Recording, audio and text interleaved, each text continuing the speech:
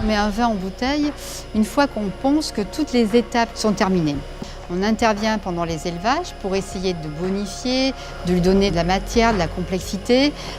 Mais à un moment donné, vous savez que c'est terminé. Vous ne pouvez plus amener autre chose au vin. Il a besoin de passer à une autre vie.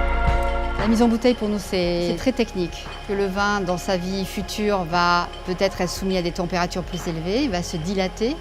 Et donc s'il n'a pas cette petite chambre d'expansion, il va pousser le bouchon et donc on va avoir des problèmes après de bouchage. Ensuite, il faut que la qualité du bouchon soit parfaite pour assumer 10, 15 ans, 20 ans de garde. Pour nous, le vin, c'est une personne. On met le vin en bouteille, mais après, on va l'habiller comme une personne. Bien sûr, notre étiquette est toujours la même, mais on a également derrière la bouteille une contre-étiquette qui, elle, va porter des mentions qui vont être obligatoires suivant les pays. Au niveau de la deuxième vie de notre vin en bouteille, dans un milieu qui est réducteur, c'est-à-dire que le vin ne voit plus l'oxygène, il va y avoir des modifications chimiques qui vont entraîner des apparitions de composés aromatiques, des évolutions dans la structure même des vins.